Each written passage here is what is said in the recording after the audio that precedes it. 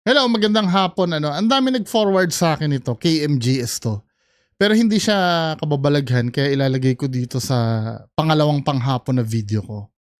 So ito 'yon mga kababayan, panoorin natin. Ang nakalagay dito, di umano bunker, pinagtaguan daw ng scammer ng limpak-limpak na pera. Hindi ko pa napapanood 'to i-live reaction natin. Simpleng kubo kung tignan sa Negros, meron palang bunker o underground shelter. Ano kaya ang nasa loob nito? Sa Parang Escalante Negros o base doon sa title, no? Parang may nangyaring ganyan sa Mindoro ba? May bahay kasi kami nabili doon sa Mindoro. Meron na rin siyang kubo. Parang ang nangyari, yung dating may-ari kasi ng bahay na makakalimutin. Basta makakalimutin yun si Mang ano yata yun, Manong Bianong ba ang name? Anyway, kung sino man yun basta naalala ko lang, parang ganito din kasi istorya, binenta sa amin yung bahay at lupa. Kasi nga daw, hindi naman naghihirap, pero kailangan ng pera nung may-ari. Then binili ng tatay ko. So parang pinagbibintangan yung dating may-ari ng bahay ng mga kamag-anak niya na ginasto sa babae, ginasto sa yung pera, sa kung saan-saan, 'di ba? Kasi negosyante din Now, nung naibenta na sa amin yung bahay at lupa, di amin na, hindi rin namin tinitirahan. Parang lang 'yun, parang nilagyan lang ng caretaker o Matagal na panahon hanggang sa makagraduate ako ng high school, nag-college ako sa Manila, 'di ba? Namatay na yung dating may-ari. Then nung dumating yung time na nangailangan din kaming pera, ibebenta din 'yon. Ibebenta din yung bahay na 'yon. Kukunin lahat ng gamit do sa bahay. So hinalughog lahat para ang maiwan lang talaga yung bahay tsaka yung lupa. May balon pa nga yun sa likod Yung classic na balon. Yung nilalagyan. Yun lang naalala ko nung time na yun. Pero nung nililinis yung bahay, may part doon na loose yung tiles. As in, malaki yung marmol Naalala nyo sa probinsya yung mga marmol, yung pagbahay ng mayaman, di ba marmol yung parang tiles niya. Loose siya. Na parang may gap na konti. Now, yung kuya ko na curious, nung tinungkab yun, ang mga nakitang pera doon, pera talaga siya Ang nakita siya, alam mo yung mga bagong lipunan pa. Mga bagong lipunan na pera. Hindi ko na nga alam kung ano ginawa nila doon Marami-rami din daw Parang nasa din daang libo din Yata Yung pala yung matanda, hindi hindi siya nagbabangko. Doon niya nilalagay. Siguro, alam mo yung ulyanin, nakalimutan na. Parang ganun din. Wala lang, na-share ko lang, no? Kasi parang ganito yung natagpuan din, di ba? Nakatindig ang kubong ito na kamakailan lang sinalakay ng mga pulis. Di ba ka manambog ang muna ng ubas? Kuhan siya, hiniwang niya, mas pulo. At sa ilalim ng kubo, may nadiskubring hukay. Ayos Lalim, no? Tila ginawa raw lungga. Parang unfinished pa yung tunnel. Ano ang lihim na nakatago sa Pero delikado yun Dapat nilagyan nila ng support yun dahil pwedeng bumigay yung lupa nun at maano sila. di umano bunker? Ang hukay may lawak na 5 metro kwadrado. Nasa 15 feet naman ang lalim nito. Hindi na basta-basta yung hukay. Parang taguan na. Ang tinderang si Rosalinda naniniwalang bunker o taguan ito. Ako gusto ko rin yan Diba? Pagka dumami-dami ang pera ko, pag ako, alimbawa, let's say tumama ako sa loto, gagawa ako ng section ng bahay ko na parang may secret room. 'Di ba? Para, alam mo yun, yung para safe ka doon kahit anong mangyari. Alam mo, pag hinahunting na ako nila Donski at nila Kuya Red, doon ako magtatago. At kilalang kilala raw niya kung sino ang di umano gumawa ng hukay na ito at dito rin nagtatago. Obvious naman yan. Ang lalaki Madaling makikita yan ng pulis eh. Yung ganyan. Dapat nilagyan niya man lang ng parang latag din yung entrance nung kahit pa sabihin mong nakatago yung bunker na yan, kahit yung cover man lang ginawa niya eh. Madaling makita yan. nanloko raw sa kanya, si J.R. Escares. Si J.R. dating empleyado sa munisipyo at kilala rin daw na manghihilot. Isang araw, nagtayo raw ito ng samahan, ang Alpha RL Omega World Peace Community Development Marshall Program, kung saan sumanib si Rosalinda. Ano, kulto? Tapos siyang mahikayat ni JR, kapalit daw ng mga pangako. Pag makakuha ka ng Turing Certificate, yung bahay mo na nakatayo na, yung lupa, sa'yo na yan. Ang lahat ng pangakong ito, makukuha lang daw niya kung kukuha siya ng special ID sa halagang 50 pesos lang sa grupo na kilala Diyos ko naman, may naniniwala. Madalas yan no, sa Mindanao. Hindi ko alam kung bakit, anong meron sa Mindanao, ba't ang daling maloko ng mga kababayan natin sa ganyan. Hindi naman bobo ang mga taga Mindanao, di ba? Pero kadalasan, kilala niyo sila Dato Adlaw. Tapos meron pa yung Kingdom of the South, sila Boss Lee, yung natulfo, na dating supporter ni FLM.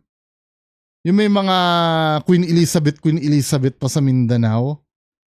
Ba't hindi ba kayo na, ang dali nyo mapaniwala sa ganyan? Sino mga matagal nang nanonood sa akin dyan? Kasi nung panahon, may nakaaway din kami niyan eh. Supporter ni FLM yun eh. Si Boss Lee, kung mga taga Mindanao, yan din, nag-ano din ng ID na si Boss Lee daw ay may contact kay Queen Elizabeth na si FLM daw, si Francis Leo Marcos daw ay may 3 katauhan. Isang nagsusuot lang ng maskara at yung kawangis. Sir, alam si Sir GC, alam niya yan eh. 'Di ba? Then hinahamon ko ng debate 'yon. May kambal pa 'yun eh, yung Boss Lee na 'yun eh. Na nagbo-voice changer. Ewan ko minsan i-re-upload ko ngayon debate namin nun.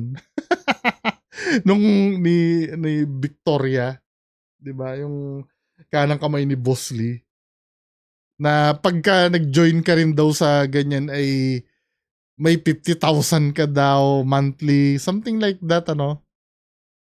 rin ni Rosalinda, ang isang matandang lalaki. Sabi ni GR, King Tiburcio Taliano Tadjan Marcos. Nako. Founder at chairman daw ng Alpha Omega.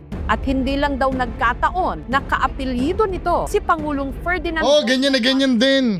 Si Tiburcio raw kasi di umano. Yan, si ano daw, si Ferdinand Marcos ay hari daw. Ang anak daw si FLM na may 3 daw na persona. Pero ang dami naniwala doon. Ang dami naniwala doon. May mga kung sino-sino nga nag-invest doon eh, mga matatanda na OFW. Na yun yung, nung natulfo si Boss Lee, nung natulfo siya, nag-iiyak-iyak doon kay Rapi Tulfo. 'Di ba? Ako minumura ako nung dati eh, nung mga yun eh. Yang sa Kingdom of the South na yan. Diyos ko. Hindi ko alam, ano ba meron sa mga taga Mindanao at sa taga Visayas region? Sa bagay, meron din sa taga Luzon na naluloko. Pero kadalasan, doon ang gagaling eh. Kapatid ng Pangulo sa ama. Si Tiburcio daw, anak ni Ferdinand Marcos sa unang wife sa Spain. Yung naasawa niya, anak ni Queen Elizabeth, si Animisia Taliano. Daw ang nagmamay-ari ng Pilipinas. Ayos ah. Lupa daw sa buong Pilipinas, binayaran sa mga Talyano ng $20 million sa 1949. Si Tiburcio daw, yan ang sole signatory sa Central Bank. Tapos ganun ka nakalaminate lang na computer printed. Ano ba? Nanay naman. daw ng pira na pangbigay sa amin. Dahil sa nakasisilaw daw na mga ipinangako ni JR, si Rosalinda umanib sa Alpha Omega. Nag-stop ako sa business ko ang Oh! tagakita sa mga member. Ay! Marami rin akong nakuha ng member dire sa Escalante. Almost mga 1,000 ang nakuha ko. At isa naman sa mga nakumbinsi niyang sumali, ang tindera ring si Dina. Maliban sa bahay, lupa Ay, at mga ko. sasakyan, Kababayan pinangakuan din ko. daw siya ng trabaho. Doon na daw kami sa Manila, uupo sa Malacanang. May naniwala naman po kami lahat. May mga dokumensya po na pinapakita sa amin. Para masulit at makuha niya raw ang lahat ng mga benepisyo, si Dina, hindi lang daw 50 pesos ang binayaran. Pinalabas siya na certificate na Torrens title po. Kung sino naman gustong kumuha doon kasi may 250 square meter na lupa, bigay sa'yo. 150 pesos? 250 po. Commissioning na certificate sa Epralo, 200 pesos. So maraming nagkuha po kasi ang nakasulat doon, libre sumakay ng eroplano, libre magsakay ng barko, libre sa bus. Tapos kung Yan yung may ipepresent kang ID, no? Ganyan din yung kay Boss Lee. Baka may isang branch lang sila, may Queen Elizabeth pang minimension eh. 'Di ba? Na pag piniresent mo daw yung ID na yun, libre ka sa lahat.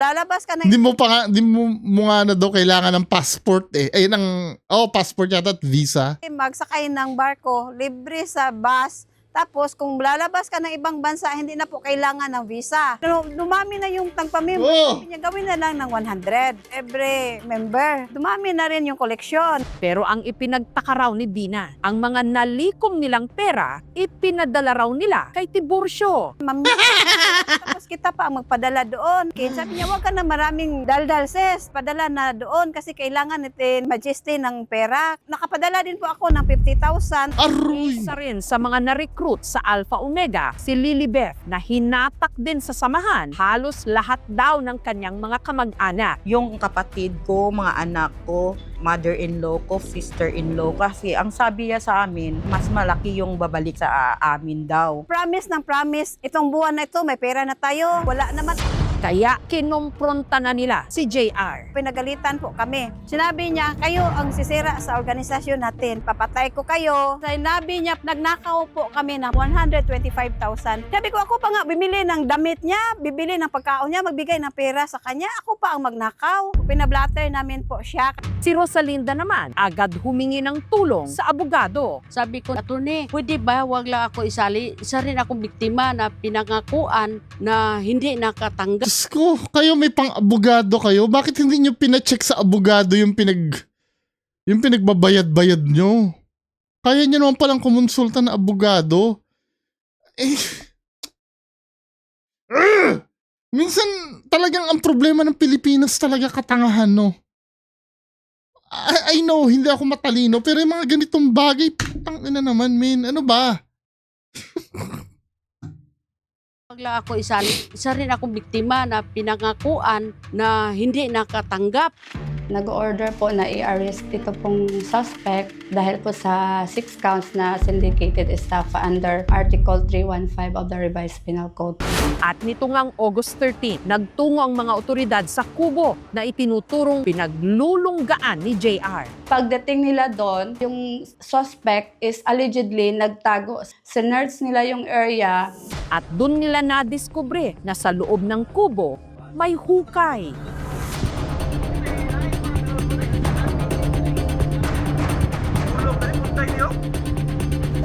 Hindi pa kumpirmado pero allegedly po, sinabi ng suspect doon siya magtatago. Pero nung mga oras Ba't na yun, yung sabihin ko wala sa si nagtago? JR. Hanggang naispatan ito sa tubuhan. Allegedly, nagpaputok itong suspect ng baril at doon din siya nahuli. Ano kaya ang mga ilalahad ni JR sa kanyang grupo? Ay, Diyos ko. Taguan nga ba niya ang hukay sa ilalim ng kubo? Ang mga pera, ma'am, nakasa kanya, ma'am. Baka doon niya, ma'am, nilagay. At ang mga hinahanap na perang kinuha ni JR sa kanyang mga miyembro, sa bunker nga ba niya itinago?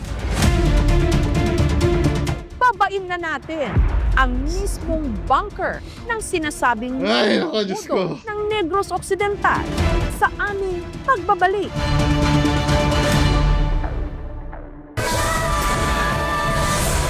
sa Escalante Negros Occidental, bunker o hideout di mano ng isang mambubudol o scammer na nangolekta raw ng membership at document fees sa mga miyembro kapalit ng pangakong lupa, pera, libreng pamasahe at trabaho. Dumami na yung tagpa-member. Sabi niya, gawin na lang ng 100 every member. Dumami na rin yung koleksyon. Kinalaunan, ang mga miyembro umalma, isinuplong siya sa mga otoridad hanggang nagkasana ng operasyon para siya'y timbugin.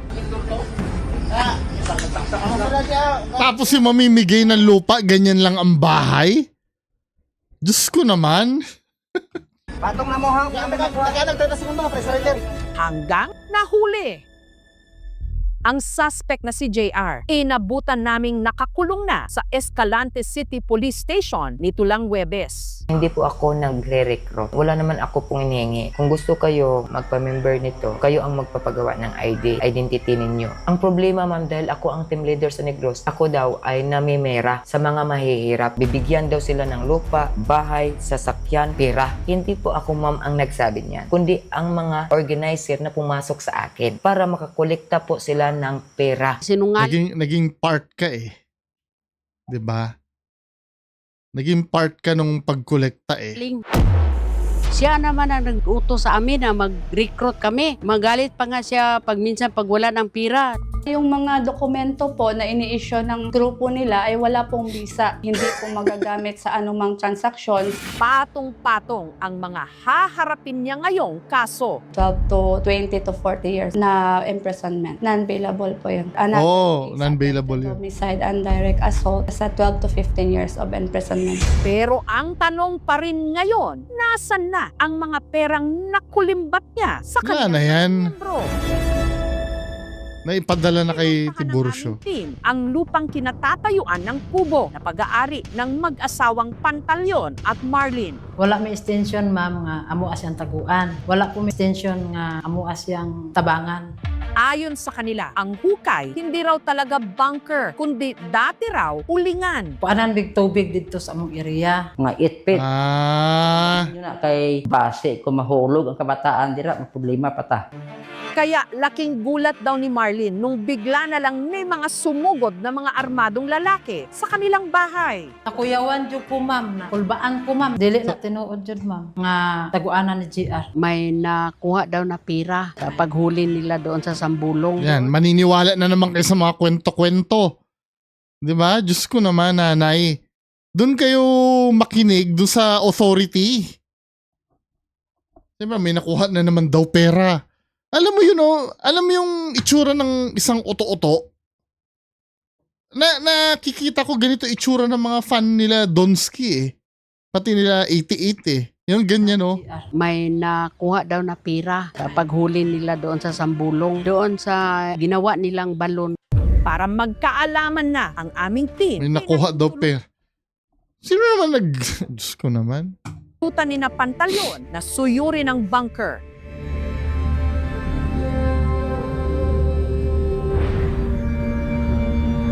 Kahit 1 piso, wala naman. Barya, wala naman dito. Charge to experience na lang. Hindi na kami ma'am umaasa ma'am na babalik yan. Nagasto yan na yan ma'am sa mga pusil, sa mga bala ma'am, sa luhon niya.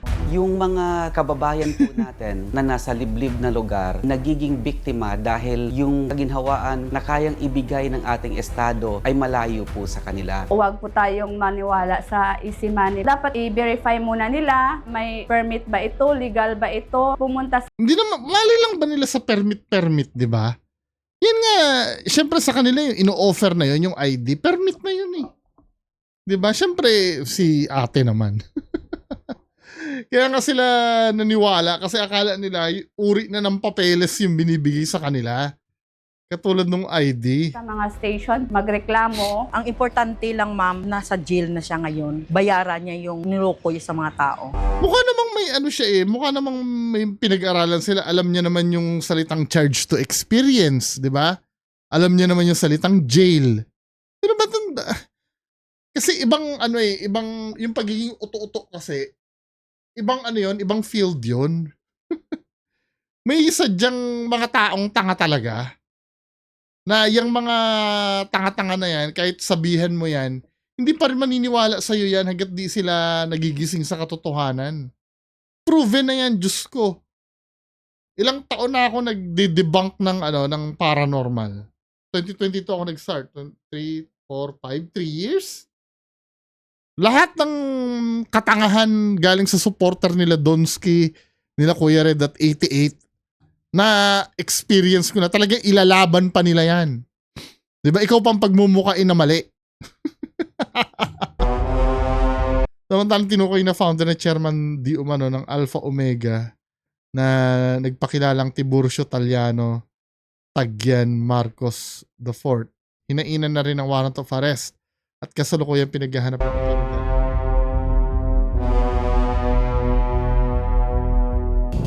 Sa hirap ng buhay ngayon, marami sa ating mga kababayan madaling mabudol ng mga instant na pangako. Kaya maging critical po at matalino para ang ating mga Di ba masabi ni Jessica Soho, wag tatanga-tanga. Di ba? Yan ang number 1 na problem ng Pilipinas, yung pagiging tanga. Di ba? Anyway, so yan lang muna pag-uusapan natin ngayong hapon. Magandang hapon sa inyo lahat. Bye-bye.